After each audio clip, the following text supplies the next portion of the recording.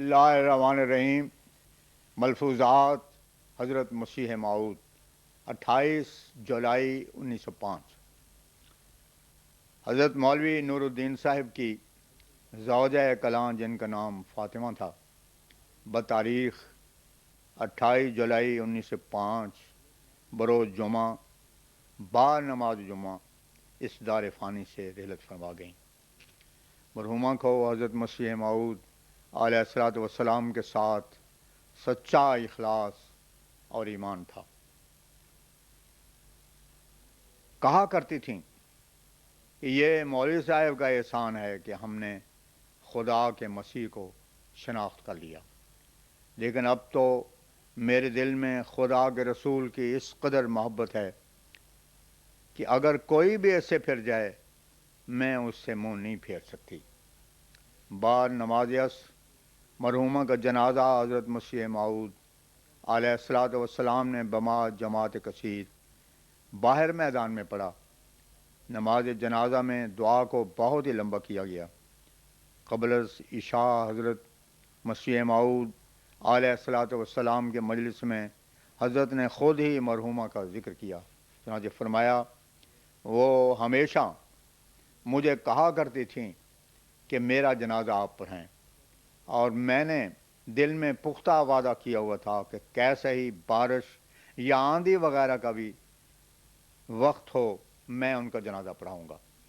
آج اللہ تعالیٰ نے ایسا عمدہ موقع دیا کہ طبیعت بھی درست تھی اور وقت بھی صاف میسر آیا اور میں نے خود جنازہ پڑھایا۔ حضرت مفتی صاحب نے حضرت اختص کی خدمت میں عرض کی، ان کی یہ بھی خواہش تھی کہ میری وفات جمعے کے دن ہو۔ حضرت اختص نے فرمایا، ہاں وہ ایسا کہا کرتی تھیں، خدا تعالیٰ نے یہ خواہش بھی ان کی پوری کر دی۔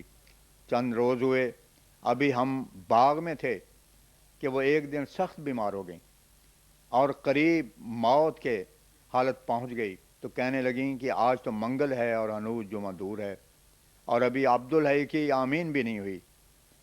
قدرت خداوند اس وقت طبیعت بحال ہو گئی، طبیعت بحال ہو گئی اور پھر خواہش کے مطابق عبدالحی کی آمین کی خوشی بھی دیکھی اور آخر جمعہ کا دن بھی پایا۔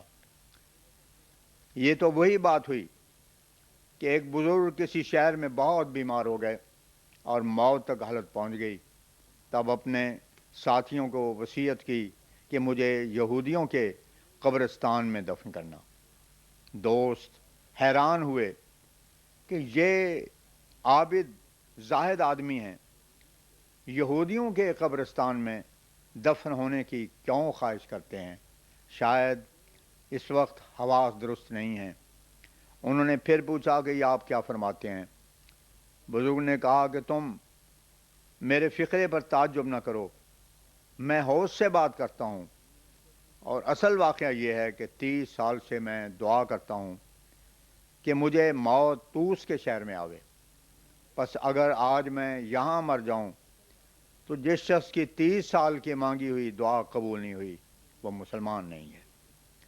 میں نہیں چاہتا کہ اس صورت میں مسلمانوں کے قبرستان میں دفن ہو کر اہل اسلام کو دھوکہ دوں اور لوگ مجھے مسلمان جان کر میری قبر پر فاتحہ پڑھیں۔ قدرت خداوندی وہ اس وقت تندرست ہو گیا اور پھر 10-15 سال کے بعد شہر طوس میں بیمار ہو کر فوت ہو گیا۔ حضور نے فرمایا، مرحومہ نے اپنی عمر میں بہت شدائد اور مصائب اٹھائے، کتنی اولاد مر گئی۔ یہ مصائب جو قضاء و قدر سے انسان پر پڑتے ہیں اس کی کمی پوری کر دیتے ہیں جو انسان سے اعمال حسنہ میں رہ جاتی ہے۔ جب حضرت کے ہاں صاحبزادہ میاں بشیر احمد تولد ہوئے تھے تو حضرت نے مرحومہ کو فرمایا تھا کہ یہ تمہارا بیٹا ہے۔ اس واسطے بشیر احمد کے ساتھ مرحومہ کو خاص محبت تھی۔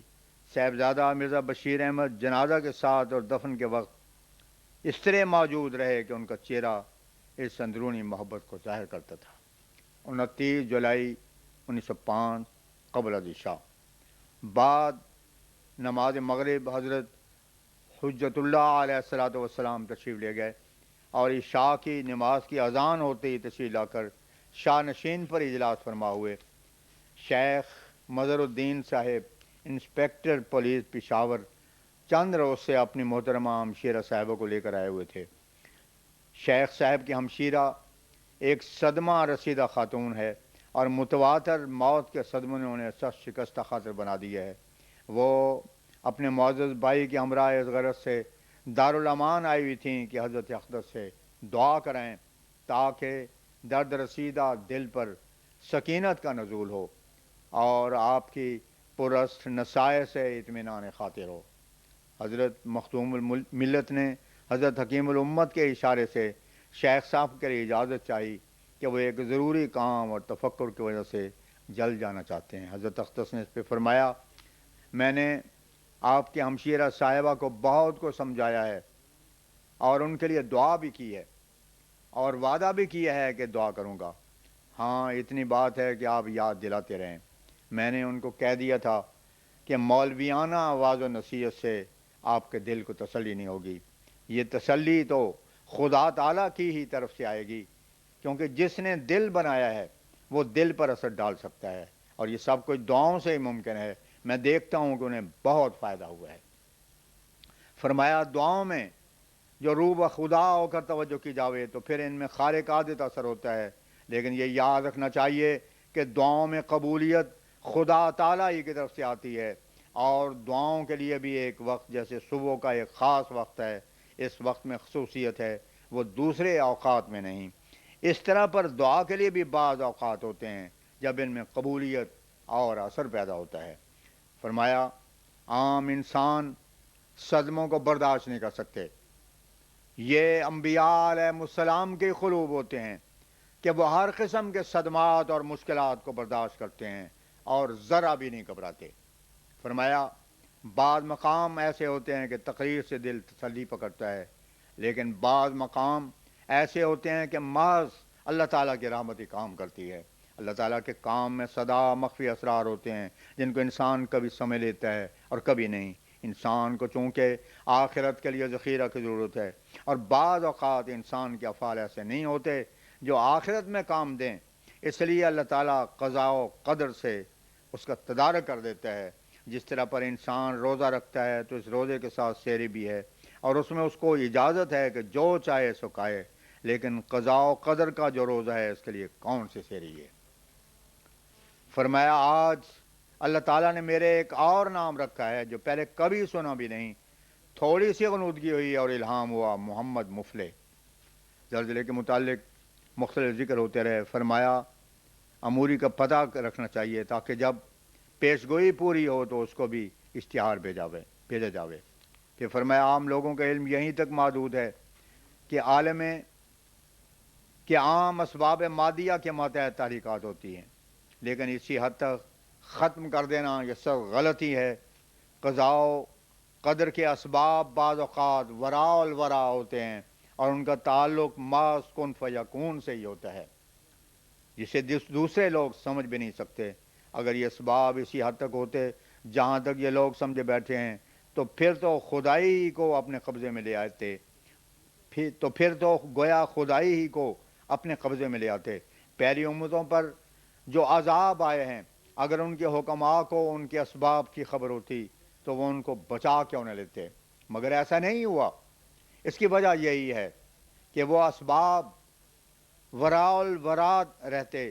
میں یقین رکھتا ہوں کہ اس خارق عادت نشان سے بہت سے لوگ سیدھے ہو جائیں گے۔ 30 جولائی 1905 قبل از شاہ حسب معمول جب اعلیٰ حضرت مسیح موعود علیہ السلام قبل شاہ تشریف لائے تو سب سے پہلے لودھی ننگل کے متصل آئے ہوئے 4 آدمیوں نے بیعت کی۔ بعد بیعت تذکرہ ہوا کہ موضع تیجا متصل لودھی ننگل میں مولوی ثناء اللہ صاحب امرتسری گیا تھا۔ وہاں اس نے مجمع میں اثناء آواز میں کہا کہ مرزا صاحب کے مرید لا الہ الا اللہ مرزا غلام احمد رسول اللہ معاذ اللہ یہ کلمہ پڑھتے ہیں۔ اس پر ایک مخالف مگر انصاف پسند شخص نے کھڑے ہو کر کہا کہ مولوی صاحب اگر یہ کلمہ مرزا صاحب کی کسی تصنیف سے نکال دیں تو میں 500 روپے ابھی آپ کو نقد انعام دیتا ہوں۔ یہ تحدی سن کر مولوی صاحب چکرائے اور اکثر لوگ بیزار ہو کر حلقہ واز سے اٹھ گئے اور مولوی صاحب اپنا منہ لے کر واپس آئے۔